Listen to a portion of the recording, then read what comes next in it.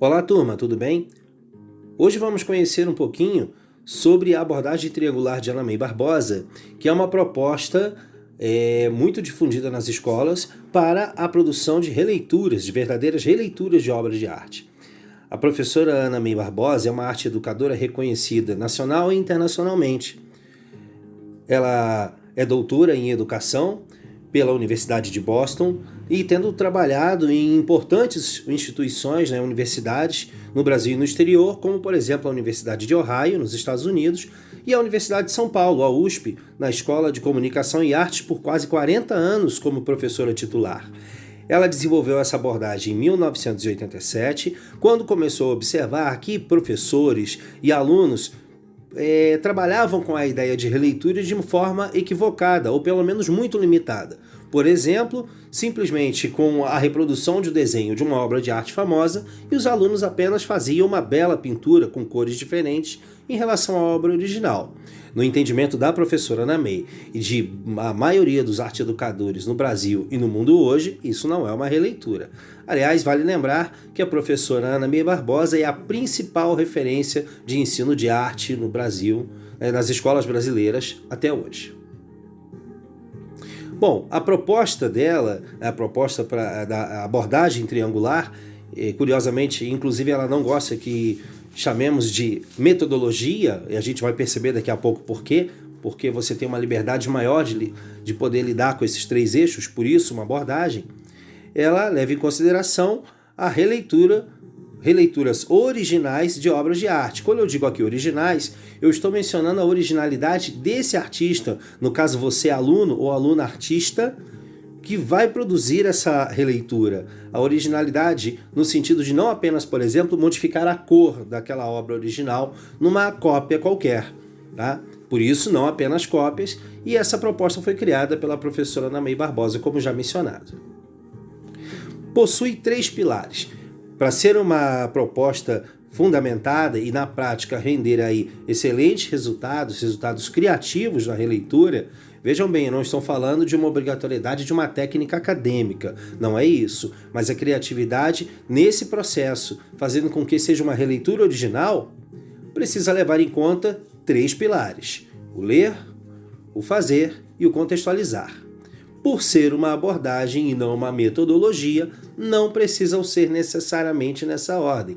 Por exemplo, você pode começar produzindo a obra com seu primeiro esboço, pode depois ir para a contextualização histórica da obra original e depois dessa contextualização histórica fazer a leitura da obra em si e depois retornar à sua releitura. Essa ordem é a liberdade do artista, é a decisão do artista que vai estabelecer por onde começamos, em qual eixo começamos. E é justamente isso que aparece nesse item. Por isso eu coloquei aqui, fazendo referência à abordagem triangular, esse triângulo com essa perspectiva infinita, para dar uma ideia de que não havia uma ponta específica, um eixo específico obrigatório que deveria ser iniciado. Aqui, por acaso, eu comecei com o ler, passei pelo contextualizar e depois pelo fazer. É uma possibilidade. Poderíamos começar com a produção, poderíamos começar com a contextualização.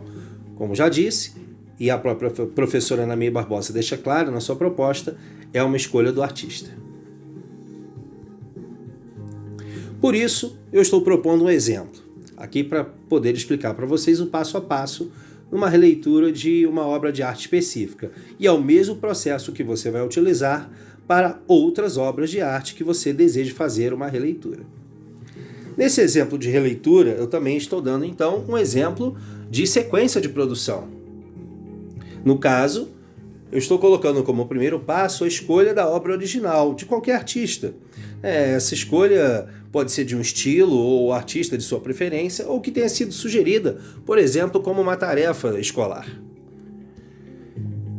Aqui eu optei em utilizar a Mona Lisa, já que é uma obra de arte amplamente conhecida. A famosa obra criada entre 1503 e 1507 por Leonardo da Vinci.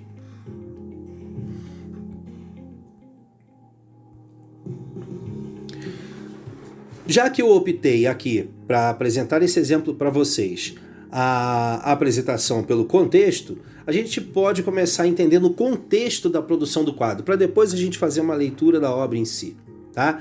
Embora vocês vão perceber aqui que as perguntas que eu estou sugerindo não são uma regra, são possibilidades para a gente entender o contexto, já está dando conta também da própria leitura, do estudo iconográfico, do entendimento dos elementos que estão presentes naquela obra. Então, para entendermos o contexto, eu proponho algumas perguntas. Por exemplo, qual artista produziu aquela obra? Com quais intenções? Em que época foi feito? A época é muito importante porque, afinal de contas, com o passar dos anos, né, com os diferentes períodos da história, podemos observar em diferentes áreas de conhecimento como os valores, os costumes, né, as tradições, a sociedade, política, economia sofrem mudanças significativas. Vamos lembrar da reflexão de Friedrich Nietzsche, filósofo alemão, que dizia que os valores não são eternos, eles são mudados pelos homens conforme a conveniência, né, de grupos, né, de sociedades. Então é importante a gente relembrar que se temos uma sociedade diferente em cada época, obviamente a maneira disso ser manifestado através da arte também vai ser diferente. Então saber em que época e o que estava acontecendo naquela época para a produção daquele quadro, ou daquela música, ou daquela peça de teatro, ou de uma escultura, é importante para a gente pensar numa releitura. A releitura pode considerar aí a mudança de qualquer linguagem artística, especialmente as consideradas universais. Outra pergunta possível é quais elementos estão presentes e por que estão lá. Então já estamos migrando para outro eixo, não é isso? O eixo da leitura da obra de arte em si, que é intimamente ligado à contextualização. Aliás, os três eixos são muito ligados, porque como estamos na produção, a gente precisa relembrar dos elementos que estamos modificando na obra original, precisamos lembrar da leitura da obra, e precisamos relembrar do contexto daquela época e o que a gente está, desse contexto, aproveitando para criticar, para reforçar, modificar, ou pelo menos reproduzir, porém dando uma mudança contextual. Então a gente precisa lembrar praticamente desses três eixos a todo tempo de forma conjunta, embora no início a gente venha atribuir uma ordem para organizar o nosso trabalho, o nosso fazer artístico. Por isso é uma abordagem. Como vivia a sociedade da época, eu estou voltando, percebo que com essa pergunta eu saio da leitura do quadro e volto para a contextualização, o que é perfeitamente possível na concepção da abordagem, né, da abordagem triangular de Ana May Barbosa. Né? Quais costumes, valores, são todas essas perguntas possíveis. E que elementos contextuais importantes podem ter importantes a considerar que poderiam ter influenciado a obra.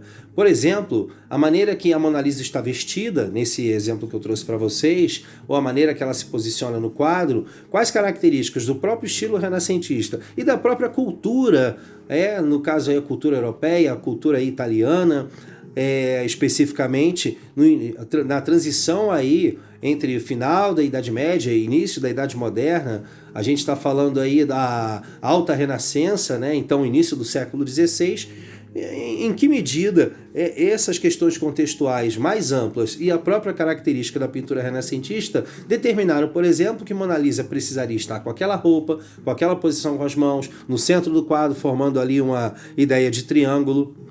Então, o que está envolvido nesse sentido para que ela tenha sido representada justamente daquela forma? Agora, pode parecer uma discussão complexa, mas vamos lembrar que temos diferentes fontes de informação com qualidade que podemos e devemos utilizar para respondermos essas e outras perguntas que julgarmos como mais interessantes para a nossa releitura.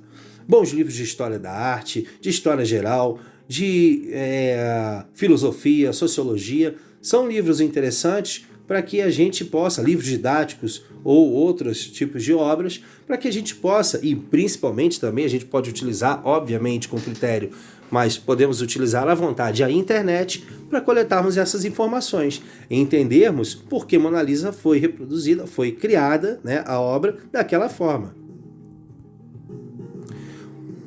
Bom, como a gente vai avançar um pouco mais no processo criativo, eu acabei utilizando esse ícone que lembra aí a criatividade e o registro dessa criatividade, desse processo criativo, início da sua produção de fato. Afinal de contas, essas perguntas que vocês responderam, né, que vão procurar responder, cada um de vocês, ou cada uma de vocês vai procurar responder na produção da obra de arte, é interessante que elas sejam registradas. Eu dou para vocês dois bons motivos. O primeiro bom motivo é que, dependendo da quantidade de informações, é interessante você ter acesso a essas perguntas para poder observar. Olha, eu anotei essa situação sobre quem era a Mona Lisa na época. Eu descobri que não era uma personagem famosa, que, aliás, curiosidade, é a esposa de um mercador da cidade de Florença, Francisco del Giocondo, que era um amigo de Leonardo da Vinci. Então ela só ali, por isso lá Giocondo, então Mona Lisa, porque Mona é senhora,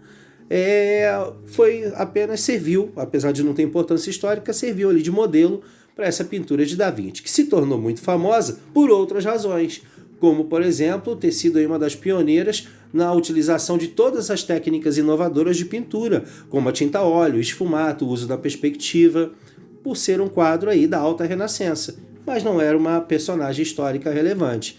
Então, é importante a gente conhecer todos esses aspectos, porém, muitas vezes são muitas coisas para nós termos que relembrarmos mais adiante. Então, eu sugiro a anotação, primeiro por isso. Um segundo bom motivo é que pode ser solicitado, no caso de uma tarefa escolar, o registro dessas anotações, desses pensamentos, dessas respostas. Isto porque faz parte do processo criativo.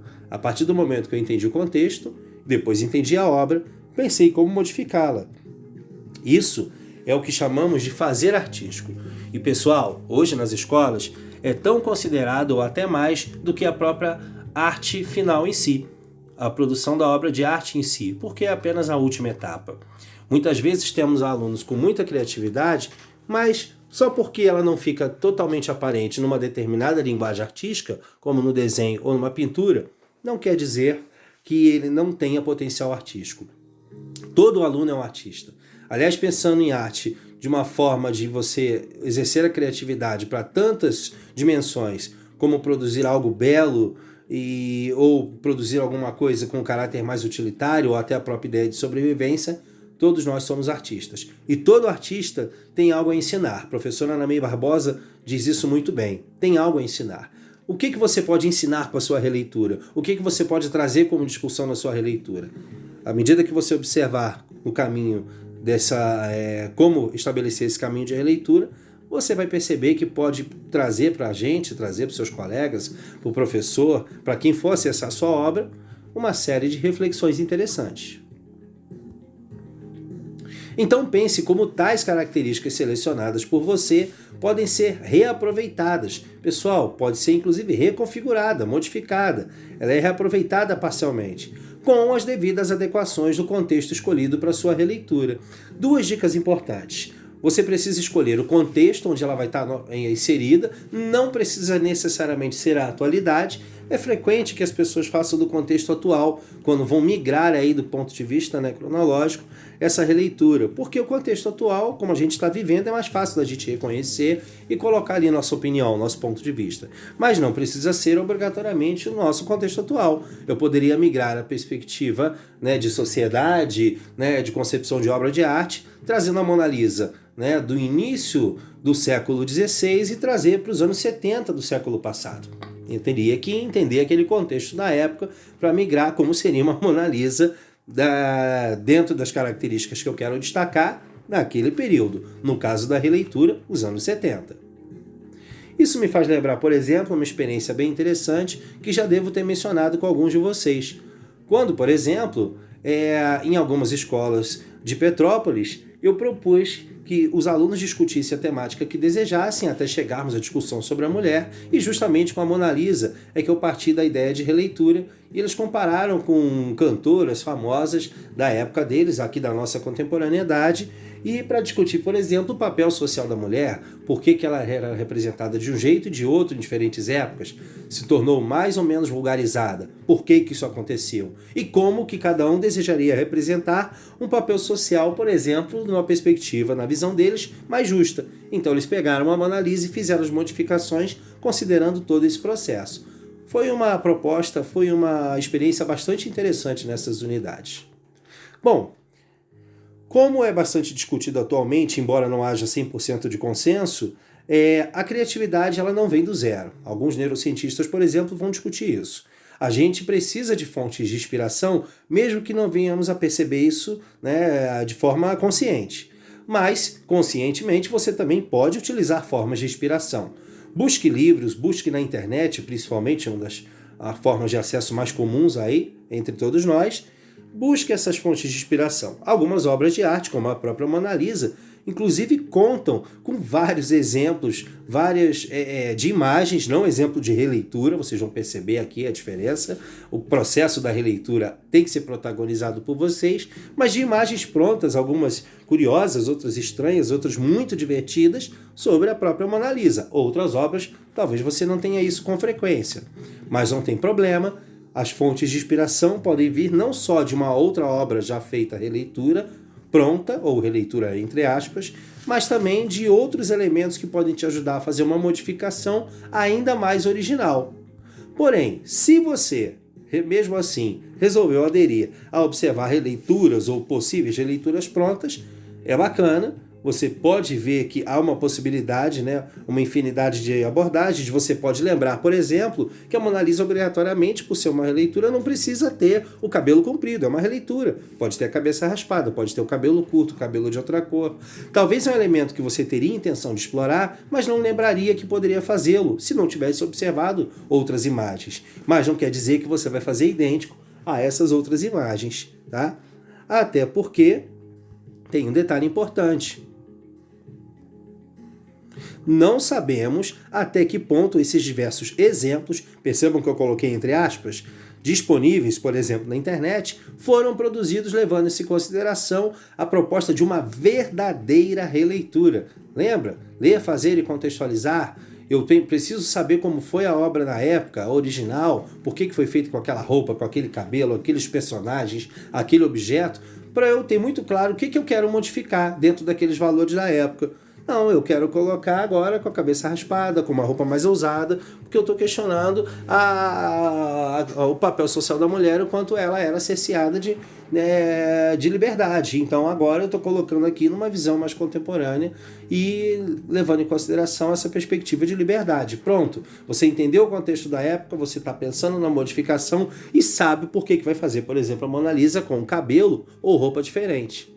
Por isso que eu fiz aqui a referência com essas duas imagens, de novo relembrando a abordagem triangular e colocando aqui esse questionamento, até que medida as releituras feitas, por exemplo, na internet levam em consideração isso, e por isso que eu coloquei um emoji de dúvida também, reforçando essa ideia. Confesso para vocês que era para ter uma animação, para ficar mais bacana, por exemplo, essa bolinha rodando aqui pelo triângulo com perspectiva infinita, para fazer alusão a essa abordagem triangular, que não tem um eixo obrigatório que precisa ser o primeiro. Se vocês observarem o caminho da bolinha, ela realmente vai passar infinitamente aqui no triângulo.